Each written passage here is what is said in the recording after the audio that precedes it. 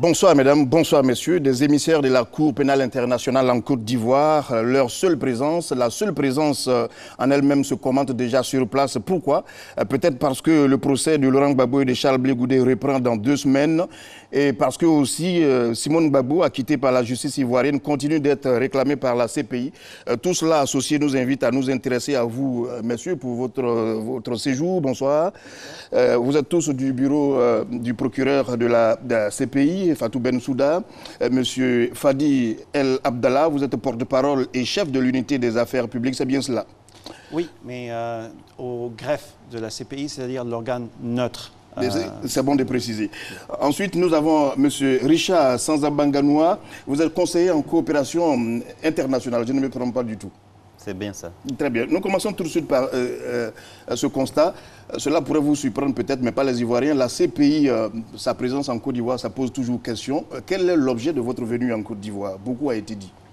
Oui, je comprends que beaucoup a été dit et il y a eu beaucoup de spéculations sur la date, pourquoi maintenant, pourquoi pas avant, pourquoi pas après. Absolument, pourquoi maintenant, pourquoi pas avant et la réalité, est que, en ce qui concerne cette mission spécifiquement, ça a été planifié depuis un long moment, mais pour des raisons de disponibilité dans mon agenda personnel et dans l'agenda des représentants du bureau du procureur, on avait dû reporter cela pendant un moment et également le fait qu'il y a actuellement un nouveau chef du bureau extérieur de la CPI en Côte d'Ivoire, c'était bien d'attendre qu'il entre en fonction afin de pouvoir le présenter aux acteurs des médias, les journalistes et également aux acteurs de la société civile. Et c'est précisément pour cette raison-là que nous avons choisi cette date, mais nous n'avons jamais été absents de la Côte d'Ivoire. Il y a eu toujours une présence de la CPI en Côte d'Ivoire, parfois une présence physique, parfois à travers les différents médias. On est toujours en contact avec les différents journalistes et les ONG. Et pour nous, ça fait partie de notre devoir, le devoir de rendre la justice visible et compréhensible. Il ne suffit pas qu'il y ait des procès à La Haye, il faut que ce procès soit retransmis, soit compréhensible, que les victimes aient connaissance de leurs droits en ce qui concerne ce procès. Et donc, ça fait partie de notre cadre tout à fait normal de travail, de conduire de telles missions d'une façon systématique et régulière en Côte d'Ivoire et ailleurs. Connaissance de leurs droits, vous avez l'impression que certaines informations pertinentes échappent aux populations? Je pense que c'est un travail continu parce que tout au long d'un procès, il y a toujours des séances à huis clos. Il y a toujours des demandes des différentes parties. Il s'agit de demandes de techniques juridiques parfois très complexes et pas faciles à assimiler. D'où il faut être pédagogique. Il nous faut venir discuter avec les personnes qui, eux, ont un large public, c'est-à-dire surtout les médias, mais parfois les professeurs d'académie ou les avocats, afin de les mettre à jour de qu'est-ce qui se passe, quelle est la réalité des développements, quelle est la réalité des informations, où sont les fausses rumeurs ou fausses informations et comment répondre à tout cela d'une façon qui soit pédagogique et compréhensible, c'est notre devoir. C'est sûr, les fausses rumeurs, nous allons commenter tout cela. Monsieur le conseiller, est-ce qu'il vous arrive aussi de penser des fois que des informations vraiment importantes échappent aux populations de façon générale? Peut-être pas de façon générale, mais effectivement, même quand la population peut avoir accès à l'information, on a toujours ce devoir d'être présent, d'interagir avec la population, avec les différentes composantes de la société pour dialoguer, pour expliquer davantage ce que nous faisons, pour nous assurer qu'ils comprennent de la bonne façon, de la façon la plus exacte, ce qui se fait à La Haye. Comprenez la distance entre La Haye et la Côte d'Ivoire, comme c'est le cas aussi pour la plupart des pays dans lesquels nous menons des enquêtes, dans lesquels il y a des affaires devant la Cour. Nous devons être présents, d'expliquer ce que nous faisons, étape par étape. Et si on n'a pas été ici plus tôt, ou si on n'a pas été aussi visible, c'est effectivement pour des raisons d'opportunité, de possibilité, mais sinon on se doit de le faire. Et nous espérons qu'on pourra le faire même davantage dans l'avenir. Le devoir d'informer, de donner la bonne information, de nous assurer qu'en plus de la donner, on l'explique également. On reçoit des questions, on répond. C'est comme ça que progressivement, les gens comprennent ce que nous faisons et y adhèrent effectivement. Je pense que c'est important de comprendre que la Cour pénale internationale, oui, elle est basée à La Haye, mais elle vous appartient. C'est une cour qui appartient aux populations chez eux. Nous devons la ramener à la population, auprès de la population le plus souvent possible, jusqu'à ce qu'effectivement on comprenne que ça fait partie des remèdes judiciaires qu'on a à notre disposition à partir de nos villages même. Est-ce que vous n'êtes pas plus ou moins fautif du fait que votre présence, c'est souvent lorsqu'il y a des affaires? Alors, on peut effectivement avoir cette impression, mais vous savez, c'est aussi une question de moyens. Mais comme mon collègue l'explique, nous avons ce bureau qui dessert tous les organes de la Cour, qui se renforce progressivement. Et c'est à travers ce bureau qu'on va être beaucoup plus visible. On va avoir plus d'activités visibles, d'interaction avec les différents secteurs de la communauté ici. Et aussi à partir de là-bas, ce n'est pas à l'occasion de grands événements qu'on devrait pouvoir le faire. Aujourd'hui, à faute de moyens, au moins quand il y a un grand événement, on se dit on ne devrait quand même pas manquer cette opportunité-là. On en a manqué d'autres, mais pas celle-ci. Mais sinon, de façon routinière, on devrait pouvoir effectivement être auprès des jeunes, auprès des universitaires, auprès des populations chez eux pour expliquer, parce que la Cour pénale, c'est une institution nouvelle. Auparavant, on est tous habitués à nos tribunaux chez nous, de première instance, en appel, en cassation et ensuite. Mais là, ce pays, il faut la faire venir, il faut que les gens l'intègrent, il faut que les gens la comprennent, il faut que les gens, effectivement, y adhèrent en termes d'automatisme, comme quoi c'est effectivement quelque chose qui leur appartient. Alors, permettez-nous de mieux comprendre, de façon générale, que fait la Cour pénale internationale, de façon générale, pour tout le monde? Et puis, quel est aujourd'hui ce que la Cour fait en Côte d'Ivoire? Deux questions à la fois. C'est parfait. La Cour pénale internationale, en général, en cadre général, c'est une cour qui a été créée par un traité international. Donc, son autorité est liée aux États qui ont choisi de ratifier cet État. Actuellement, on est à 124 États. Ils ont créé la Cour, ils continuent à la financer, mais n'interviennent pas dans les affaires judiciaires. Ils l'ont créée, pourquoi? Parce qu'il y a des crimes qui sont inacceptables. Les crimes de guerre, le génocide, les crimes contre l'humanité. Ces crimes-là ne pourraient pas être impunis. Parce que ces crimes-là dépassent pas seulement le lieu où ils sont commis, mais peuvent détruire des sociétés, peuvent avoir des influences même sur le bien-être et la paix dans le monde. Donc il faut un effort global pour pouvoir les combattre. Elle est internationale dans plusieurs sens. Elle est internationale par sa création, elle est internationale par son autorité, parce que cette Cour a l'autorité de poursuivre les auteurs des crimes que j'ai mentionnés lorsqu'ils commettent leurs crimes sur les territoires d'un État qui a adhéré à la CPI, ou si eux-mêmes, ils sont citoyens d'un État qui a adhéré à la CPI, n'importe où dans le monde, dans le second cas. Et elle est également internationale par le fait qu'elle est représentée par des juges qui viennent de tous les continents. Elle a ouvert des enquêtes en Afrique, en Géorgie. Elle a des examens préliminaires en ce qui concerne la Colombie, l'Afghanistan, l'Ukraine, la Palestine et autres. C'est en cela qu'elle est internationale. Maintenant, plus spécifiquement en ce qui concerne la Côte d'Ivoire, c'est la Côte d'Ivoire qui a accepté la compétence de la CPI, d'abord en 2002, puis en 2003, puis l'a réaffirmée en 2010 et 2011, et a demandé à la CPI d'ouvrir une enquête. Il y a eu une première phase d'enquête parce que Richard pourrait l'expliquer beaucoup mieux que moi. Le bureau du procureur doit concentrer ses efforts sur quelques crimes. On ne peut pas tout poursuivre. Donc il y a eu d'abord une concentration des efforts sur première phase d'enquête qui s'est résultée en 3 mandats d'arrêt, 2 déjà exécutés, vous le savez, à l'encontre de M. Laurent Gbagbo et M. Charles de Gaudet. Le 3e qui n'est pas encore exécuté concernant Mme Simone Gbagbo. Et par la suite, le bureau du procureur est passé à une seconde phase d'enquête concernant d'autres crimes. Parce que le mandat qui est donné au procureur par les juges était d'enquêter sur les crimes commis dans les 2 camps qui étaient partis dans ce conflit.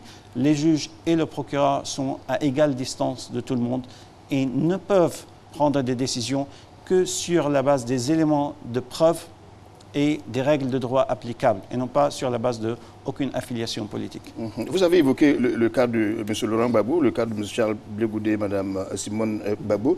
Alors, je voudrais vous poser la question, à vous, juste pour un rappel, de quoi les accuse-t-on respectivement? Alors, les trois sont accusés effectivement de crimes contre l'humanité consécutifs aux violences post-électorales. Ça veut dire des crimes commis essentiellement entre décembre 2010 et décembre 2010 et avril 2011.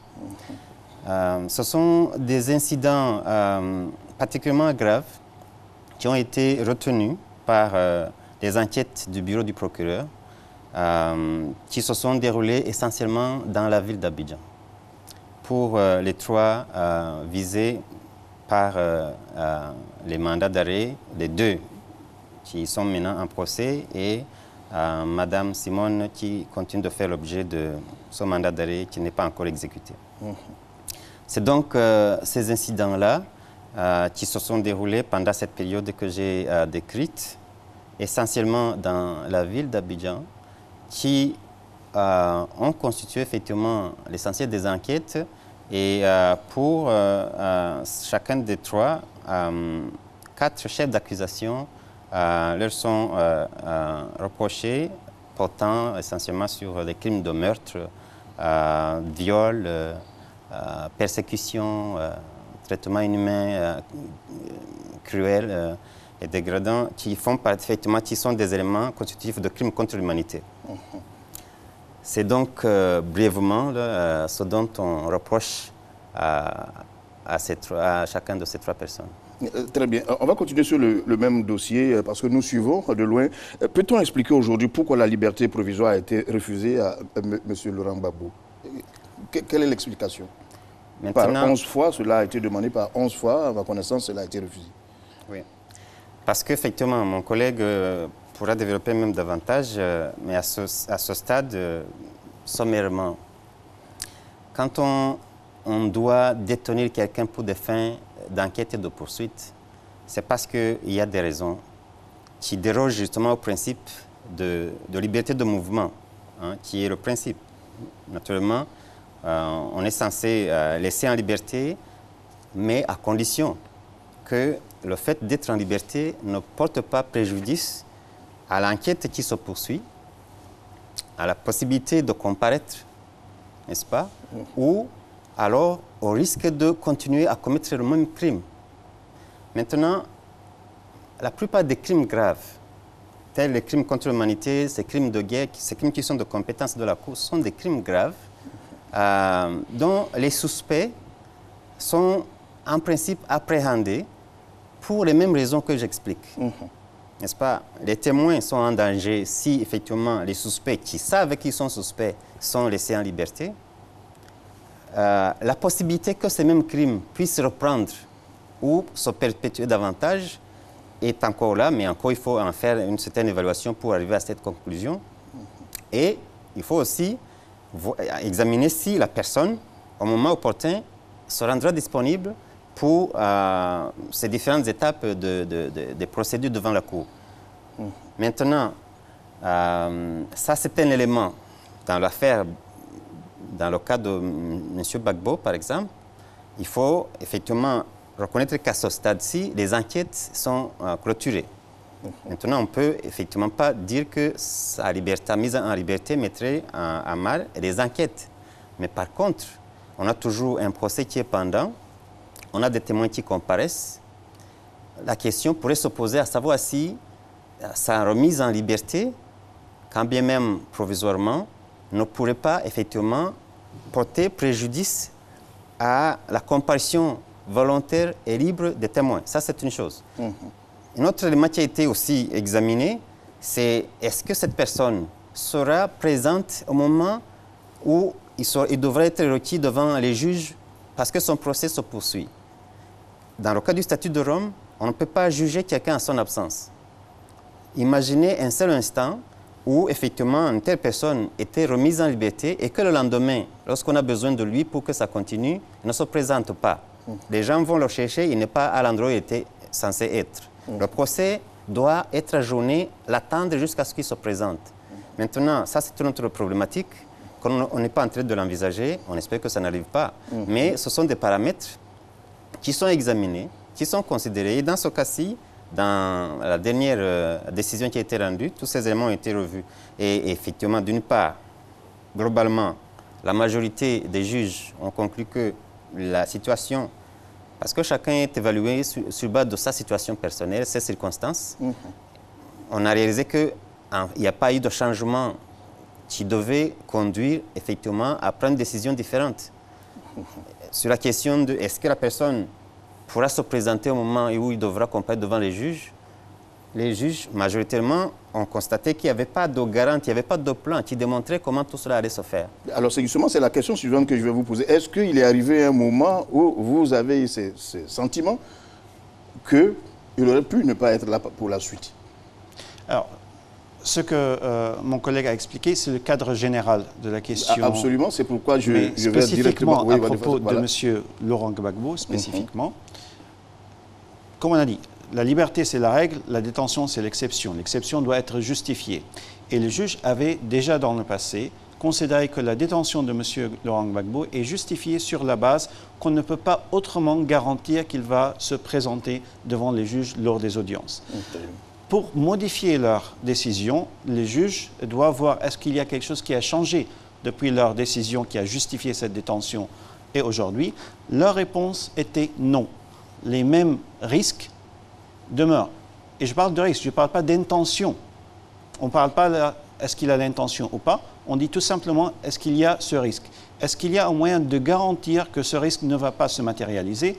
Les juges ont dit pour le moment la réponse est non, surtout que les juges ont également souligné l'absence de propositions crédibles de la part de la défense sur comment pourrait-on organiser une mise en liberté provisoire qui garantirait que M. Laurent Gbagbo serait présent lors des audiences. Et c'est pour cette raison-là qu'ils ont indiqué que rien n'a changé, on n'a pas d'autres propositions, donc on n'a pas de choix que de continuer à exiger sa détention. Alors, certaines informations nous ont fait croire qu'il y a eu des opinions dissidentes tout de même en prenant cette décision. Tout à fait, mais c'est tout à fait normal aussi. Dans le fonctionnement d'une chambre, à la CPI comme au niveau national, il est possible que les juges n'arrivent pas à décider à l'unanimité. Qu'il y a, dans ce cas-là, c'est la règle de la majorité. Donc, c'est la décision de la majorité qui a l'autorité juridique. Mais à la CPI, il est possible pour le juge qui n'adhère pas à l'opinion de la majorité de rédiger son opinion dissidente et la publier. Ça fait partie de la transparence devant la CPI. Et naturellement, cette opinion dissidente peut être utile pour la transparence, mais n'a pas d'autorité juridiquement parlant. Mais il s'agit là d'une décision de la Chambre de première instance. S'il y a lieu, si la défense le souhaite, il est peut-être possible d'interjeter appel devant une autre chambre, la Chambre d'appel, constituée de 5 autres juges qui auraient à statuer le cas échéant. Vous avez parlé de la transparence, on va en reparler tout à l'heure. Combien de temps cela peut durer, ce procès? Peut-on le dire dans l'absolu, ou bien cela dépend de beaucoup de choses à la fois? Je pense que c'est la dernière session. Ça dépend de beaucoup de choses à la fois. Disons que le principe, c'est toujours que tout procès devrait être complété dans les délais les plus raisonnables. Maintenant, la question du délai raisonnable dépend effectivement de différents paramètres et qui tiennent compte aussi, et de façon importante, les droits de la personne qui est accusée. Maintenant, bien sûr, on parle de M. Laurent Gbagbo qui est en détention depuis le 30 novembre 2011. Aujourd'hui, on peut effectivement réaliser que c'est bientôt 6 ans qu'il est en détention, en attendant son jugement. Maintenant, la question, c'est qu'effectivement, on est en train de parler de crimes de masse qui se sont perpétrés ici, qui ont fait, là, les chiffres sont des chiffres qui, effectivement, n'ont pas été vérifiés par la Cour, mais qui font partie des rapports, autour de 3 000 morts. on parle d'incidents graves. Tout le monde, la communauté internationale, les Ivoiriens en particulier, cherchent à savoir qu'est-ce qui s'est passé exactement. On ne peut pas faillir à cette mission. Donc, il y a des raisons impérieuses pour lesquelles on doit aller jusqu'au bout de ce processus pour effectivement savoir qui est responsable de ces crimes. Il y a des victimes qui pleurent, qui sont là-bas, qui attendent toujours. On doit toujours mettre en balance les intérêts particuliers de la personne qui est accusée et des intérêts des victimes et les intérêts généraux de la société qui cherchent à savoir qu'est-ce qui s'est passé exactement et de quelle façon on devrait nous assurer que ça ne se reproduise plus. Le mandat qui est donné à cette institution, à la Cour, en particulier au bureau du procureur. Le bureau du procureur, c'est l'organe, l'un des 4 organes de la Cour, qui a été donné comme mandat de mener des enquêtes et de traduire en justice les plus hauts responsables des crimes graves du droit international. Les crimes relatés dans l'article 5 du Statut de Rome. Maintenant, tout ça pour jeter les bases de pourquoi on est dans ce processus complexe, difficile, effectivement, qui parfois peut s'étendre sur un long moment, un long délai, qui peut paraître pour la plupart des gens comme étant peut-être inacceptable. C'est inacceptable pour tout le monde, mais c'est requis par les impérieuses nécessités des besoins de la justice pour des crimes graves. Maintenant, les délais peuvent être longs, non pas seulement parce que l'accusation a apporté plusieurs charges, plusieurs éléments de preuve, parce qu'il a mené des enquêtes durant un long moment, mais aussi peuvent être longs parce que la défense elle-même a requis suffisamment de temps pour préparer sa défense, pour examiner tout élément de preuve, pour s'assurer que les témoins qui vont venir, ils les ont vérifiés au niveau de la crédibilité, au niveau de l'authenticité de certains éléments de preuve qui vont être présentés à travers les témoins. D'autres éléments qu'ils voudraient effectivement s'assurer que leur client, la personne accusée, ne risque pas effectivement de ne pas comprendre le jeu qui est joué parce qu'un procès, c'est un art qui est effectivement effectué par des experts. Et si on s'y perd, effectivement, de temps à autre, on peut effectivement risquer qu'on n'effectue pas sa défense comme il faut. Donc, les délais incluent aussi le délai requis par la défense et pour les besoins même de la logistique, et là mon collègue pourra même compléter davantage, la Cour parfois est confrontée à des besoins opérationnels qui font que parfois il y a des ajournements, non pas parce qu'il fallait ajourner cette cause ce jour-là, mais parce que, par exemple, il n'y avait pas de salle d'audience disponible, parce qu'il y a d'autres affaires aussi qui sont pendantes, et la combinaison de tous ces éléments et d'autres éléments que je n'aurais pas mentionnés peut influer sur le temps que peut prendre une procédure. Pour des raisons objectives, vous pourriez ajourner. Alors, vous avez parlé de compréhension, il faut qu'on vous comprenne, mais je suis obligé de vous le dire, vous avez beaucoup de démêlés avec les États africains. Est-ce que vous en comprenez le sens? Ils sont nombreux, quand même, les États qu'on peut citer, qui ont envie de se retirer de la CPI, qui l'ont même manifesté. Alors, concernant... Cela a un sens? C'est une grande question, mais je pense qu'il faut partir des faits. Et les faits, c'est qu'il y a 34 États africains qui sont partis au statut de Rome, qui sont membres. Sur ces 34, il y a un seul État qui est actuellement en processus de retrait. Il y en a eu 2 autres, la Gambie et l'Afrique du Sud, qui ont commencé le processus et puis ils l'ont abandonné. Donc, cela est vrai, mais vous avez quand même entendu des grognes, des gens qui n'ont pas encore franchi le pas, mais qui grognent tout de même. Objectivement, on en est sur un État sur 34. Maintenant, cela ne signifie pas qu'il n'y a pas de préoccupation de la part de certains États africains. Et là, la CPI est prête à dialoguer avec eux pour dissiper tout malentendu, pour expliquer les bases des décisions de la CPI, mais tout en soulignant que la CPI agit toujours dans les limites de son mandat. La CPI ne peut pas prendre en compte des considérations politiques. Ce rôle, c'est un rôle judiciaire. Il faut respecter son indépendance judiciaire. Et surtout, la CPI applique les règles qui lui ont été données par ces États eux-mêmes. Ouvre les enquêtes à la majorité des cas à la demande de ces États eux-mêmes. Donc, si les États souhaitent changer les règles, ils doivent faire ça ensemble dans le cadre de l'Assemblée des États parties. La CPI, elle, ne peut pas changer ses règles et ne peut pas prendre des considérations politiques en compte et ne peut pas ne pas remplir le mandat qui lui a été donné par ces États eux-mêmes. D'où, en même temps qu'on comprend qu'il y a parfois certaines frustrations, je pense que ces frustrations, le plus souvent, sont basées sur soit des malentendus, soit sur des fausses informations ou une perception qui est erronée. Par exemple, il y a la perception que la CPI ne s'intéresse qu'aux Africains. La réalité est il y a beaucoup d'enquêtes qui concernent l'Afrique, mais c'est à la demande des États africains eux-mêmes.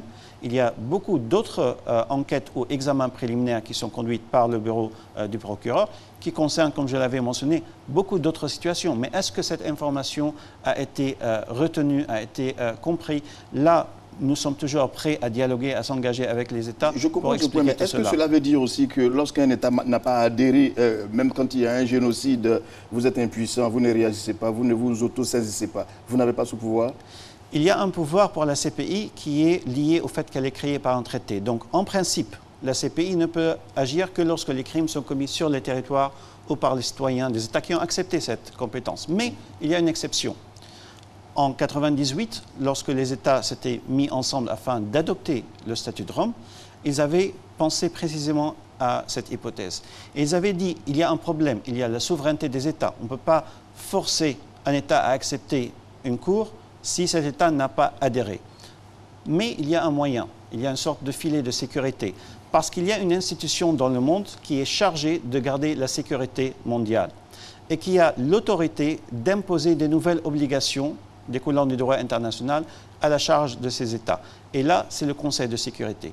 D'où les États qui ont adopté le statut de Rome ont donné au Conseil de sécurité la possibilité d'imposer à certains États de coopérer avec la CPI.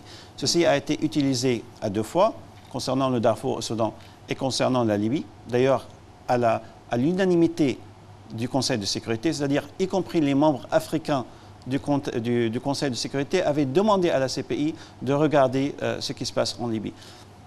Malheureusement, peut-être cette option n'a pas été retenue pour d'autres situations, mais ça relève de l'appréciation du Conseil de sécurité lui-même. Est-ce que l'intervention de la justice internationale est nécessaire et ajoutera à la préservation de la paix dans certaines situations ou pas? Ça, ce n'est pas la CPI qui peut le forcer ou le demander, c'est le Conseil de sécurité qui le décide.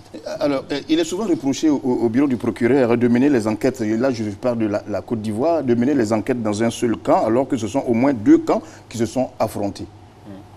Ce n'est pas vrai. Ce n'est pas vrai parce que ce n'est pas ce qui se passe. Mais par contre, la plupart du temps, les gens sont informés de ce que le bureau du procureur fait quand il y a une affaire devant la Cour. Quand on mène des enquêtes, la plupart des activités, sinon l'ensemble des activités d'enquête, sont confidentielles. Nous ne pouvons pas, en ce moment, par exemple, communiquer par rapport aux enquêtes que nous menons sur le territoire de la Côte d'Ivoire concernant des crimes ou des incidents particulièrement graves qui, effectivement, ont été retenus par le bureau du procureur. Mais la réalité est telle qu'effectivement, nos enquêtes se consacrent sur l'ensemble des crimes graves, des incidents particulièrement graves que je ne peux pas citer, mais qui, pour le bureau du procureur, nécessitent son action. Vous comprenez donc pourquoi il y a problème? La transparence, le secret, la confidentialité, les 3 ensemble, c'est normal que les populations se disent nous ne comprenons pas. Et c'est la population aussi qui doit se féliciter du fait que le bureau du procureur est capable d'effectivement assurer cette confidentialité par rapport à ces enquêtes. C'est ce que toute enquête nécessite, même sur le plan national. L'instruction, toujours, doit être faite confidentiellement, et ce pour différentes raisons. L'intégrité de l'enquête elle-même, les acteurs qui participent dans l'enquête, les enquêteurs, mais surtout les sources d'éléments de preuve. Si on ne peut pas garantir, préserver cette confidentialité, la sécurité de cette enquête, on n'aboutira pas, n'est-ce pas, à quelque chose qui pourrait être un mandat d'arrêt qui devrait éventuellement déboucher à un procès. Ça, c'est important. Mais par contre, à partir du moment où on a un mandat d'arrêt, par exemple, par rapport aux affaires qui sont pendantes, dont on parle parce qu'effectivement, ils se déroulent en public, les phases antérieures n'ont pas été nécessairement mises à la connaissance du public. Parfois, il y a eu des mandats, mais qui étaient sous scellés, donc qui étaient émis confidentiellement, qui étaient seulement connu aux autorités auxquelles ils étaient notifiés. Jusqu'à ce qu'à un moment donné, on décide de lever les scellés pour que les gens en prennent connaissance. Et vous voyez, ça, c'est pour des raisons effectivement inhérentes à l'exécution, à la capacité de pouvoir exécuter un tel mandat. Avant cela, la capacité de pouvoir assurer la sécurité des témoins, assurer la capacité de toute personne qui aurait collaboré avec le bureau dans le cadre de la collecte de ces preuves, mais plus tard et dans l'ensemble, assurer l'intégrité, n'est-ce pas, de l'enquête et des procédures qui devraient en suivre. Je comprends le principe, mais je vais vous poser une question à laquelle vous ne pourrez pas échapper. Et à l'exception de Mme Babo, peut-on aujourd'hui vérifier sur ce plateau auprès de vous que vous transportez des mandats d'arrêt contre autre personne? Non. D'une part, ce n'est pas nécessaire de vérifier parce qu'on n'a rien. On ne transporte pas de mandat sur nous contre personne. Quand il y a un mandat, pour commencer, le bureau du procureur, sur base des éléments de preuve recueillis, requiert un mandat auprès d'une chambre de préliminaire qui a été désignée par rapport à une situation donnée. La chambre préliminaire ainsi saisie doit effectivement s'enquérir des éléments de preuve et sur un standard plus ou moins élevé qui consiste à vérifier s'il y a une base raisonnable, n'est-ce pas, de croire que des crimes ont été commis et que les éléments à l'encontre de la personne contre qui un mandat est recherché existent, va émettre un tel mandat, soit sous scellé ou tout simplement publiquement. Et ce mandat n'est pas transporté par le bureau du procureur, il est exécuté à travers le greffe qui, l'organe neutre de la Cour, qui dessert tous les organes de la Cour et tout le monde qui participe dans les procédures devant la Cour, y compris la défense, y compris les victimes, qui lui va se charger de contacter les autorités à travers le monde, parce que les suspects peuvent être non seulement dans le pays national, mais aussi ils peuvent se promener. Et comme ainsi, l'État ainsi saisi par le greffe et non pas par le bureau du procureur peut exécuter, faire exécuter, prendre les démarches pour aussi retirer l'assistance de tout autre partenaire compétent pour exécuter le mandat. Le bureau du procureur n'est pas impliqué. Naturellement, je vous aurais posé la question. Je vous aurais posé la question. Pour vous rassurer, en tant que porte-parole, je ne transmets pas des mandats d'arrêt.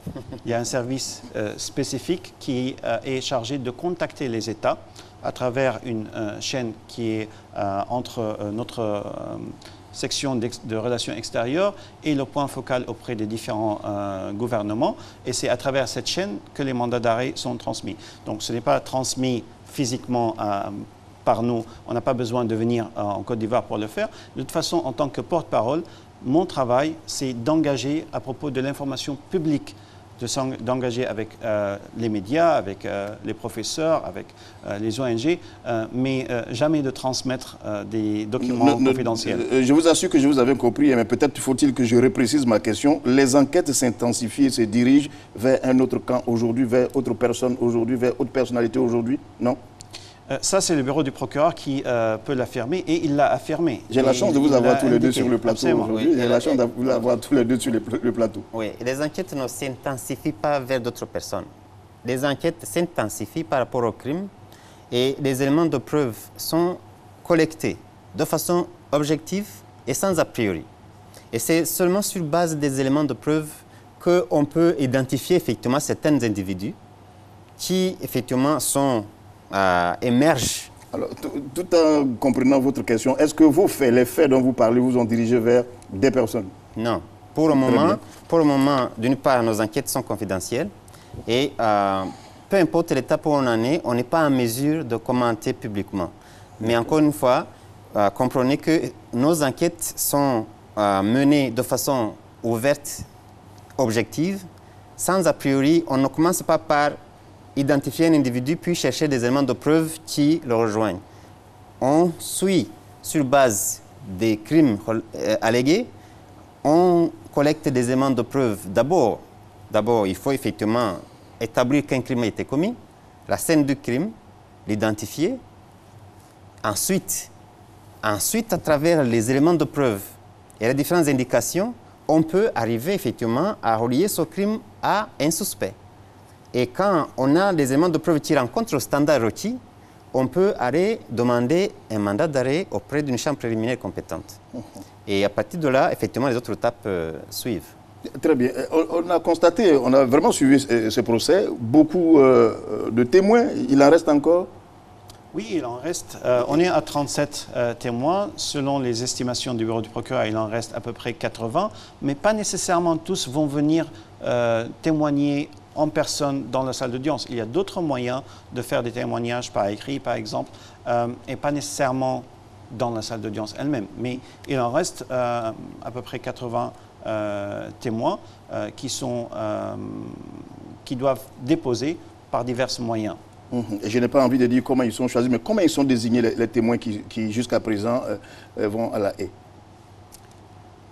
Vous lui faites la passe pour qu'il réponde à vous? Ben, oui.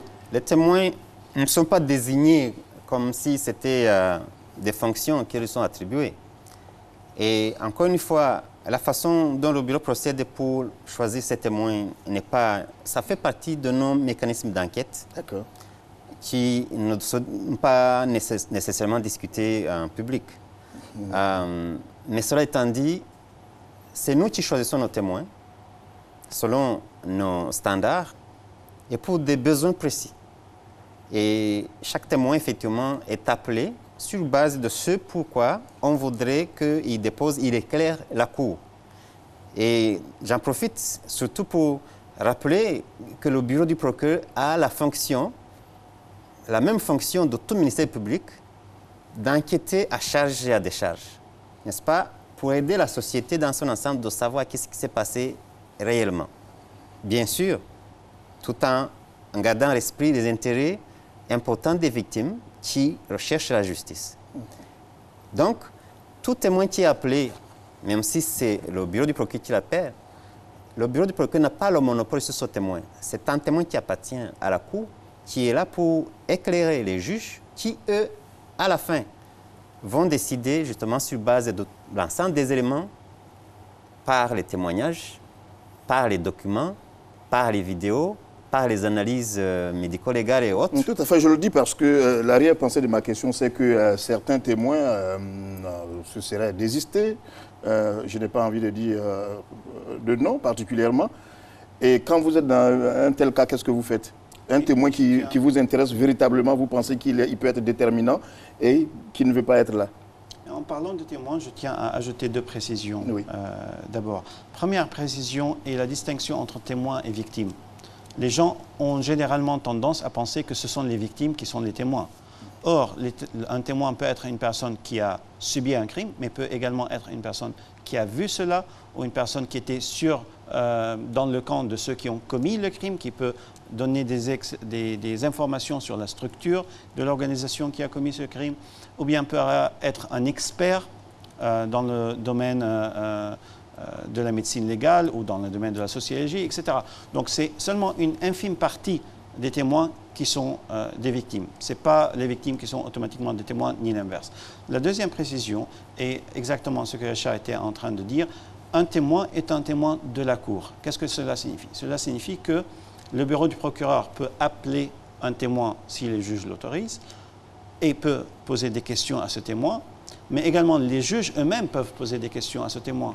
La défense peut poser des questions à ce témoin. Et s'ils sont autorisés, les représentants légaux des victimes, donc les avocats qui les représentent, peuvent également poser des questions à ce témoin. Parce que le but n'est pas d'utiliser le témoin dans un sens ou dans l'autre, mais de permettre aux juges d'avoir une vision complète de ce témoignage. Maintenant, pourquoi je dis une vision complète? Parce que vous, moi et autres personnes qui ne sont pas dans la salle d'audience, on ne voit qu'une partie des témoignages. Il y a des audiences qui sont à huis clos ou à huis clos partiel. Il y a des documents qui sont confidentiels ou en partie expurgés. Donc, on n'a pas cette vision complète de ce qu'est le témoignage. D'où il s'ensuit que nous, on n'est pas en mesure de porter une évaluation.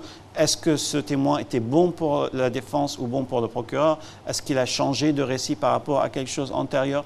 On n'a pas accès à toute l'information. C'est les juges qui ont accès, c'est les juges qui doivent vérifier est-ce que telle information mentionnée dans ce témoignage est corroborée par d'autres témoignages ou par d'autres documents, etc. Et c'est là où toutes les pièces se mettent ensemble pour leur permettre de forger leur conviction. D'accord. Alors, reparlons du cas de Simone Gbagbo, qui a été acquitté récemment par la justice ivoirienne. Et pour les mêmes charges que nous avons cru entendre du côté de la CPI. Mais vous continuez, la CPI donc, continue de dire nous sommes intéressés par Simone Gbagbo, acquittée en Côte d'Ivoire. L'explication, c'est quoi? Alors, très brièvement, Mme Gbagbo, il y a un mandat d'arrêt contre elle qui a été délivré par les juges de la CPI. Ce mandat demeure en cours parce qu'il n'y a pas eu une décision par les juges de la CPI décidant de le retirer. Seuls les juges de la CPI peuvent décider de le retirer. Mais pour cela, il va falloir faire une demande devant les juges, leur demandant d'arrêter la procédure. Ceci a été tenté une fois par les autorités ivoiriennes et les juges de la CPI ont dit la règle, c'est qu'on arrête la procédure si vous pourriez nous démontrer qu'il s'agit d'enquêtes ou de poursuites sérieuses, donc que vous donnez les capacités et la volonté aux juges, qu'il s'agit de la même personne et substantiellement de la même conduite qui lui est reprochée devant la CPI. De demander ou de démontrer? Ils doivent demander que l'affaire s'arrête et démontrer que ces conditions sont réunies. Or, dans la première fois, les juges de la CPI ont considéré qu'il n'a pas été démontré qu'il s'agit substantiellement de la même affaire, parce que la conduite qui lui était reprochée par la CPI était différente de celle poursuivie au niveau national. Maintenant, entre-temps, est-ce qu'il y a eu un changement sur ce plan-là? Il va falloir demander aux juges de la CPI l'autorisation de soulever cette question et démontrer. Si c'est démontré, l'affaire s'arrêtera. S'il ne s'agit pas de la même conduite ou d'une enquête ou de poursuite sérieuse, dans ce cas-là, la CPI continuera à demander la remise de Mme Gbagbo. Alors, moi qui pensais que la juridiction nationale et la CPI étaient véritablement complémentaires sur ces sujets-là, je me rends compte que je me trompe complètement. Non, vous avez raison.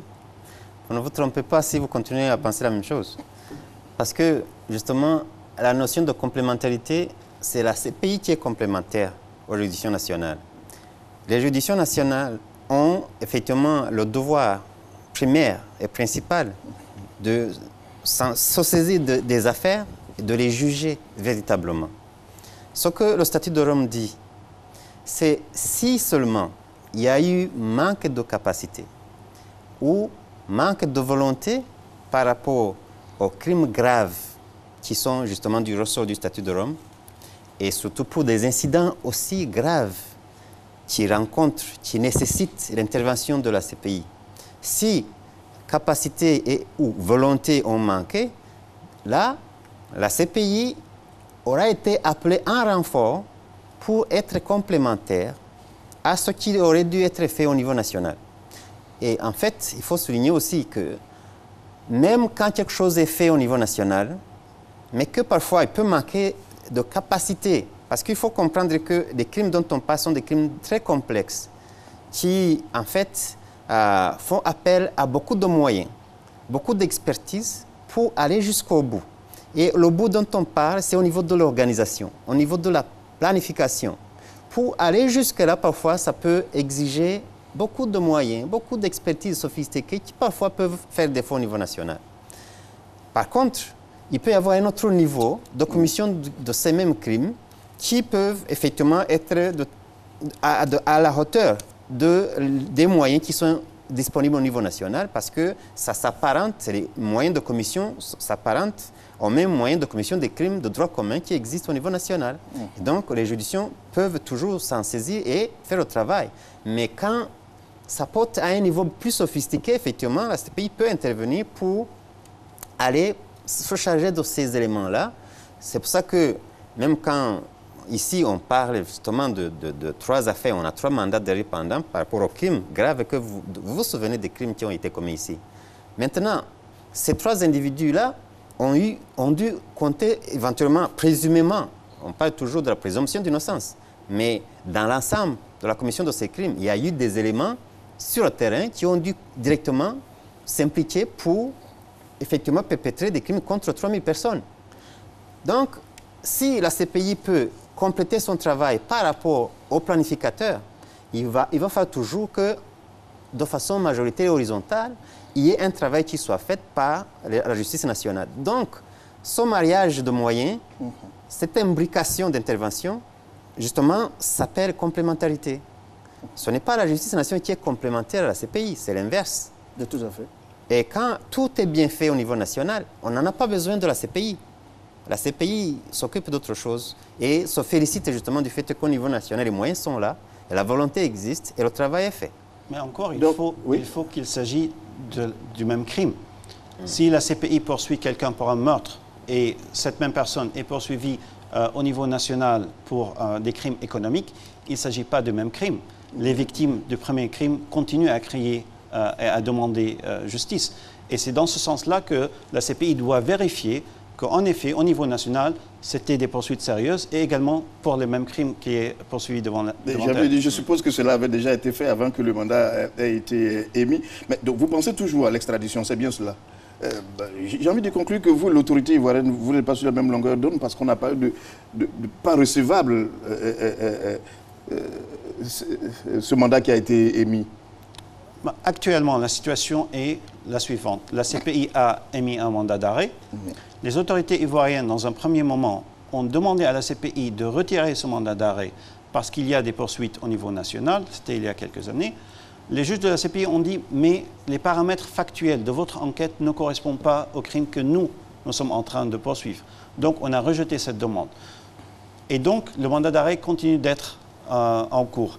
Si les autorités ivoiriennes considèrent que ça a changé entre-temps, ils doivent soulever ça devant les juges de la CPI qui pourront statuer. Alors, les mandats d'arrêt qui ont été émis, on connaît les charges, mais les autres crimes, vous en avez discuté souvent et on en parlera? Quand vous parlez des autres crimes, nous disons toujours, et c'est ce dont on parle aussi durant notre communication depuis le début de la semaine, nous avons des enquêtes en cours et qui s'intensifient même, si on peut utiliser ce mot pour indiquer l'intensité des activités. Mais encore, et vous devrez nous permettre que ça soit ainsi, c'est confidentiel. Ce serait compliqué pour nos téléspectateurs que si... c'est vrai, confidentiel, je comprends, mais on a bien envie de le savoir, d'être mieux informé pour ne pas colporter des informations. Voilà. Tout à fait, mais il demeure qu'il y a une règle. Et cette règle, c'est que la procédure doit être publique, mais l'enquête, elle, doit être confidentielle. Ce qui crée, je vous l'accorde, ce qui crée une perception décalée dans le temps qui dit « Ah, vous n'avez enquêté que concernant une seule partie ». Mais en réalité, c'est juste qu'on est dans la phase de procédure concernant ces 3 personnes. Mais on n'en est pas encore à une phase de procédure concernant potentiellement d'autres. Alors, in fine, qu'est-ce que la CPI dira? Est-ce que la CPI pourra dire on va indemniser, on va dédommager des victimes qui demandent une réparation? La CPI va jusqu'à ce niveau?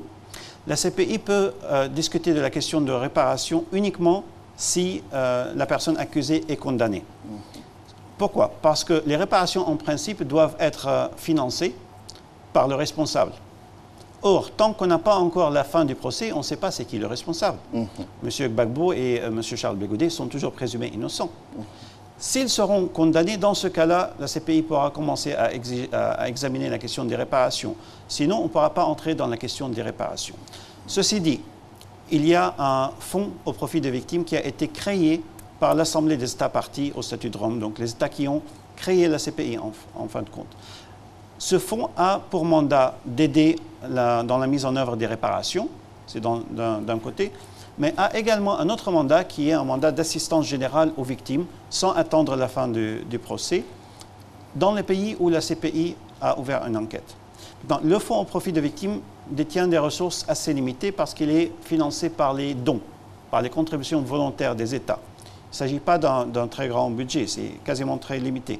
Mais ce fonds a déjà accumulé une grande expertise et expérience dans la mise en œuvre de gros projets au bénéfice des victimes, que ce soit en Ouganda ou en République démocratique du Congo.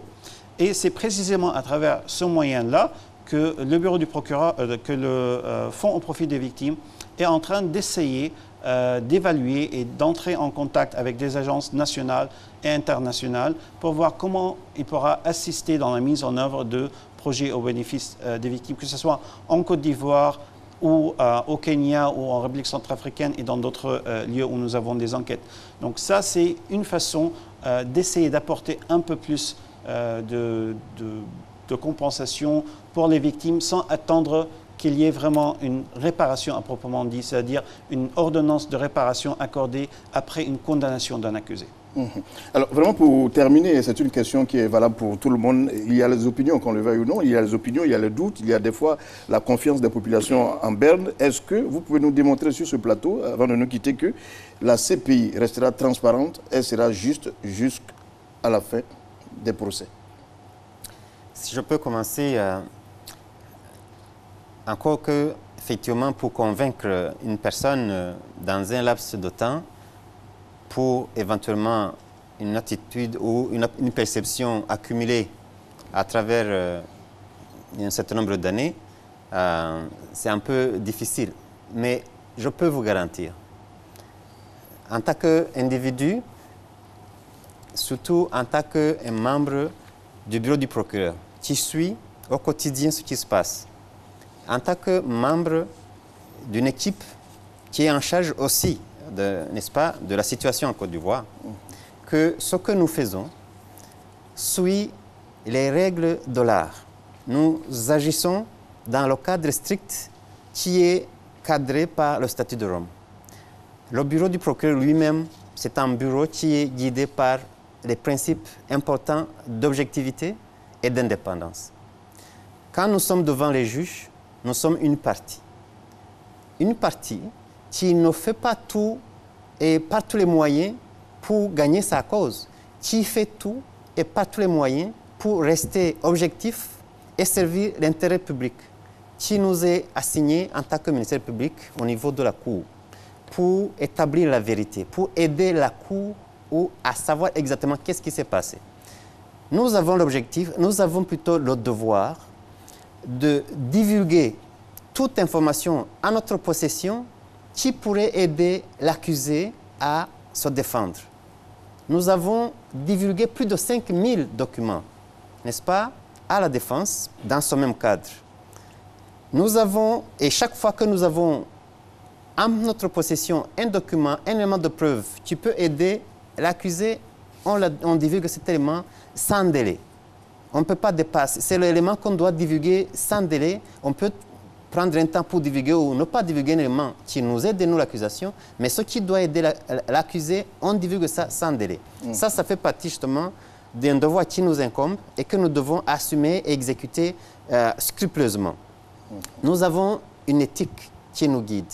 Et cette éthique qui inclut le professionnalisme, l'objectivité qui sous-tend tout ce que nous devons faire, qui sous-tend la mission du procureur et son adjoint, qui sont les deux élus qui sont effectivement responsables pour tout ce que le bureau fait, nous devons, nous, en tant que leurs agents et leurs adjuvants, nous assurer que nous ne faillissons pas, qu'ils ne faillissent pas dans leur mission parce qu'ils doivent répondre de ça, non seulement aux yeux des États partis, mais aussi aux yeux du monde et des populations qui souffrent de ces crimes.